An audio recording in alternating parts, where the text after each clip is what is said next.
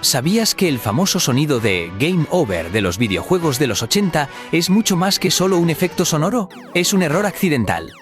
En 1980, los creadores del juego Galaga estaban intentando crear una música de fondo épica, pero accidentalmente pusieron un sonido que sonaba como una alarma de emergencia.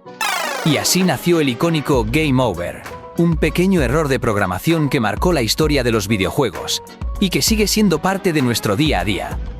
Si te sorprendió esta curiosidad, no olvides darle like y seguir para más datos curiosos.